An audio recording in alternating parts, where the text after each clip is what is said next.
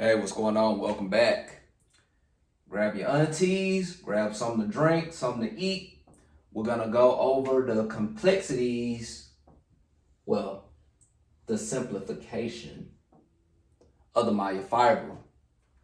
Now, if you remember, as I discussed previously, the myofibril is a contractile unit that runs parallel throughout the muscle fiber. It gives the muscle fiber a striation shape. Now, we're going to talk about this contractile unit more in depth. So now, just follow me here.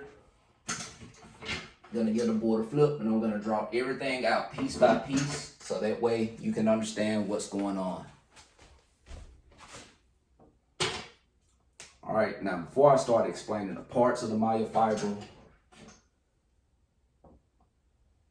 I'm going to draw a small bracket here as a reference point. Now the myofibril, now again, this is just a bracket. This is not really a part because the myofibril has different segments to it. And these segments are called saccharometer.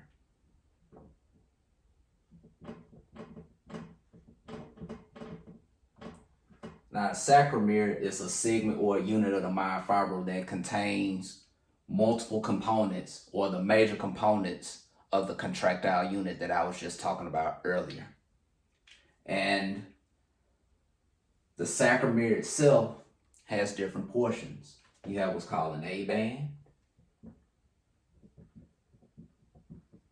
Now the A band is where most of the action happens. So the A band, just think of it as the center point of everything that's going on in the contractile process.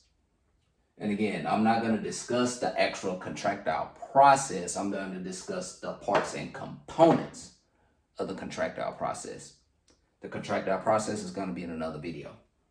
But for now, we're just talking about the myofibril and its parts. Now, you have the A band in the center. Then you have an I band on both sides. I'm going to draw them out here.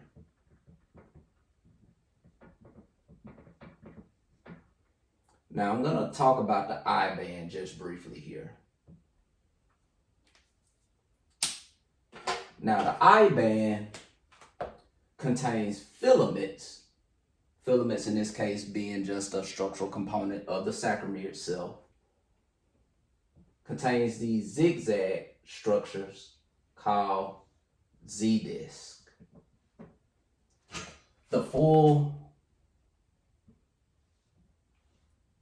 technical name of the Z-disc is called the Z-disc ultrastructure.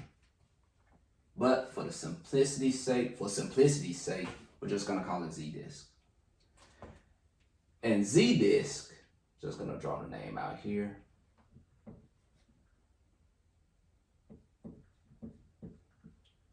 Z-disc is nothing more than a filament that separates the different saccharometer, or at least it starts as it's a border to the saccharometer. So on the other side of this Z-disc is another identical saccharometer right here. Same for this side right here. Almost lost balance there, but hey, I'm here to teach, so I can laugh at myself. Now, protruding from the Z-disc, you have what's called thin filaments. And thin filaments are very important. Well, it's all very important, but I'm going to explain why thin filaments are particularly important.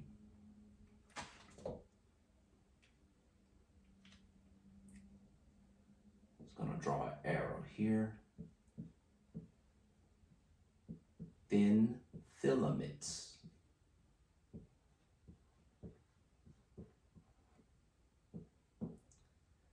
Now, thin filaments contains a mechanism to where the thick filaments connect to it. So thick filaments connect to the thin filaments. And the thin filaments have these components. Well, there's three main components of the thin filament that I'm going to discuss in a future video, called actin, troponin,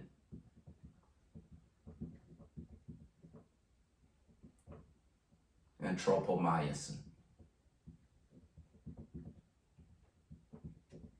Ran out of space there.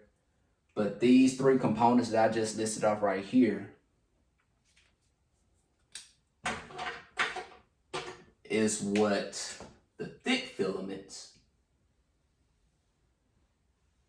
connect to. Just gonna write the word out here.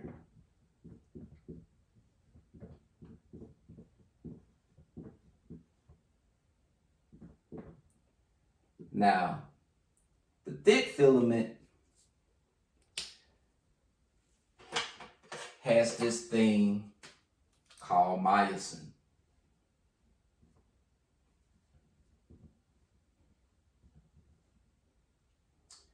And thick filaments have these extending arms and rods that connect to the thin filaments.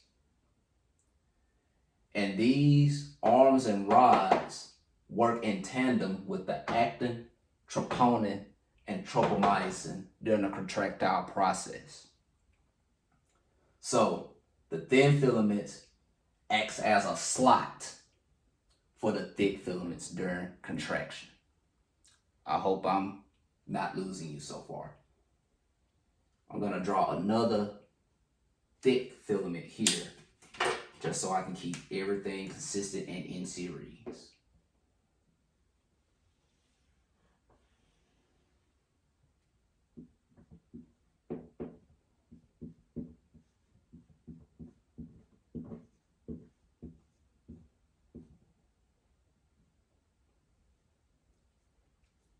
All right, and again, the thin filaments, the thick filaments, they're all a part of the portion called the A band.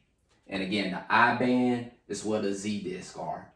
And the Z discs have these protrusions called thin filaments. And again, the Z disc is nothing more than a border or a separator of the saccharometer.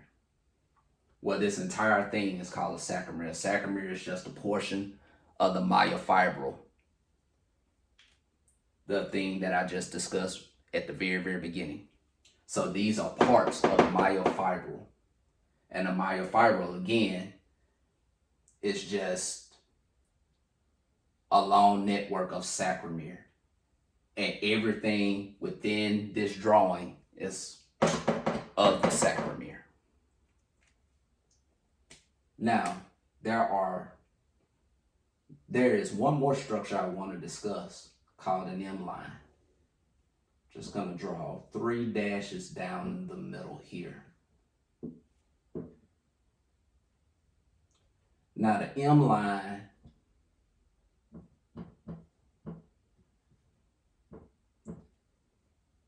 contains proteins that keeps the thick filaments in alignment and connected. And it also adds an elastic component to the whole saccharometer. So it in parts gives muscles its elasticity.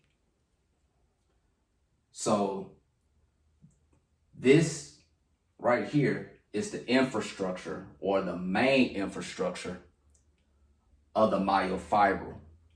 Now in my next videos, I'm going to discuss how calcium and other electrolytes play a critical role in the contractile process. And here's one thing that I did not mention that I'm going to go more in depth in the next video. During the contractile process with the electrolytes and all, when the thick filaments and the thin filaments connect and collaborate, it's called a cross-bridge connection. That's the simplest way I can put it. And a cross-bridge connection is like the main event for the muscle contraction at a fiber level. But we're going to talk about that in another video. So now, quick review. In the very beginning, and as I've said probably for the 15th time, the myofibril is a network of saccharometer. And the saccharometer has different segments or different parts. You have the A band, which contains the thin filaments and the thick filaments. Then you have the I band, which contains the Z disc. And the Z disc is nothing more, again, the Z disc is just a border between saccharometer, or it's a divider between saccharometer. And protruding from the Z disc, you have the thin filaments. And the thin filaments, again, acts as a slot for the thick filaments. And the parts of the thin filaments that I'm going to explain later, actin, troponin, and tropomyosin. And the thick filaments have extending rods called myosin that connects to the thin filaments. And again, that's the major component of the muscle contraction process. And once again, in the next video, I'm going to talk about the whole contractile process, how the binding sites operate between the thick filaments and the thin filaments. And I'm going to discuss more of how electrolytes like calcium and magnesium play a role into the muscle contraction process. So I hope I've demystified the muscle cell for you, or at least I hope I simplified it enough to where you can actually understand up to this point the parts and components of the muscle fiber. And again, I'm just going to do a quick flip. Everything that I discussed about the muscle cell right here, I just discussed. Well, I'm sorry. Everything that I just discussed about the myofibril is this part right here of the muscle cell as a whole. Now, of course, you got your nucleus, your sarcoplasm, mitochondria, and all that stuff. But what I've just gone over was just this specific part of the muscle cell. So, thanks for hanging with me so far. See you in the next module. Peace.